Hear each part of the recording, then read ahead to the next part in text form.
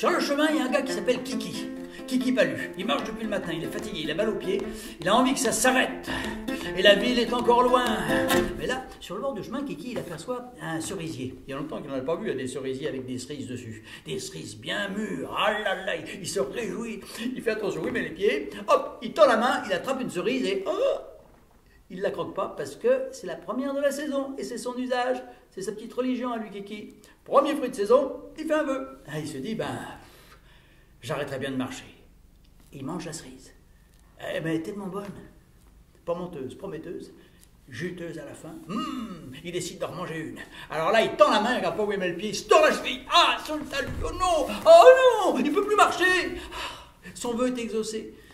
Mais il n'est pas content, pourtant.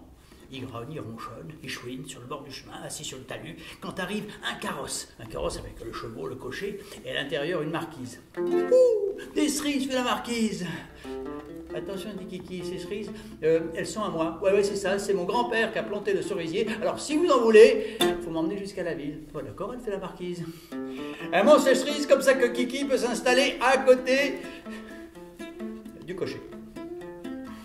Et les voilà partis. Et en à peine 2 heures, ils sont arrivés en ville. Et là, ils trouvent un bâton et clopant, ils se promènent en ville. Il a toujours un peu mal à la cheville, hein. Il visite et puis là il voit une boutique, un marchand de fruits et primeurs. Et là devant la boutique, il y a des petites barquettes de framboises. Oh là là, il y a longtemps, tu n'en as pas mangé. Alors il s'approche, il en prend une et... Mais avant de la croquer, il fait un vœu. Il se dit, oh là là, le ciel se couvre, hein, il va peut-être pleuvoir. Il faudrait que je trouve un toit pour la nuit. Et il mange sa framboise. C'est bon les framboises. Et c'est petit, t'en as mangé une, t'es pas sûr. Alors il en mange une deuxième, une troisième, une quatrième, toutes les framboises de la barquette et toutes les framboises des barquettes alentour. Voilà, et quand il n'y a plus de framboises, c'est l'heure de payer. Et puis voilà, il n'y a pas de sous.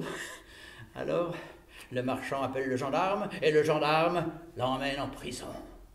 Voilà son vœu d'exaucer. Voilà un toit pour la nuit. Oui, mais le lendemain matin, on le chasse de la ville. Et clopant, non, il clope plus, il a arrêté.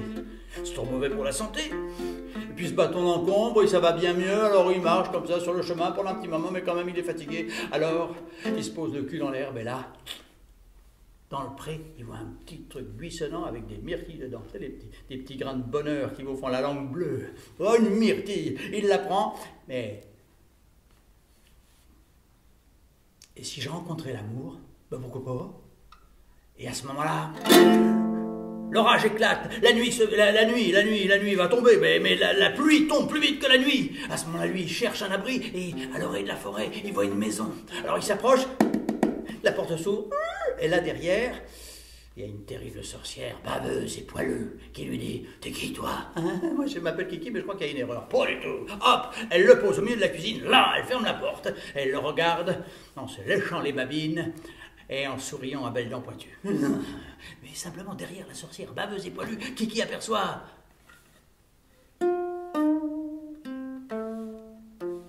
la fille de la sorcière, la belle Esmeralda aux joues de pêche. Et dès qu'il voit la fille de la sorcière, son petit cœur de Kiki se met à battre la chamade. Ça y est, il est amoureux de la fille et est exaucé le vœu des myrtilles.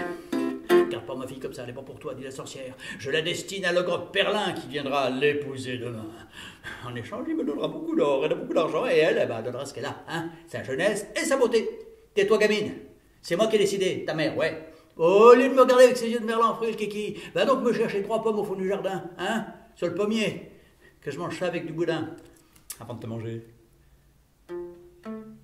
Kiki va au fond du jardin, il trouve ces 3 pommes, 3 belles pommes, des rouges et jaunes, tellement que ça lui fait envie, tiens, de goûter, de croquer. Mais avant de croquer dans une pomme, il se dit, qu'est-ce que je peux demander?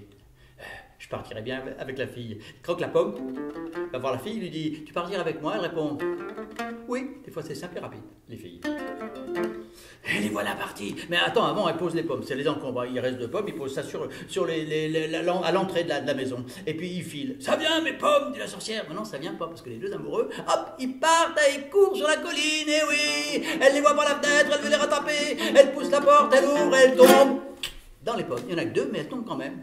Et là, à ce moment-là, l'ogre Perlin, qui était très très pressé d'épouser la fille, il arrive trop tôt, un jour trop tôt, il peut arriver demain. Ah ouais? Et là, il tombe sur la sorcière. Bam! Ils s'assomment tous les 2. Ça nous évite une longue poursuite qui aurait fait que l'histoire, qui est déjà un peu longue, aurait duré des heures. Et c'est comme ça que Kiki, tranquillement, avec la belle Esmeralda, ont pu arriver au bord de l'eau, au bord de la mer. Et là, ils ont trouvé un abri sur la côte, un abricotier. Et comme ils regardent le large, de dessous son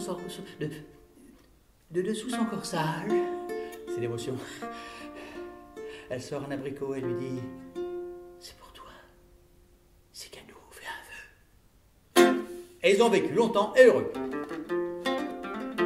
Et juste à côté, il y avait un prunier, il a tout vu, tout entendu, et il vient de vous le raconter.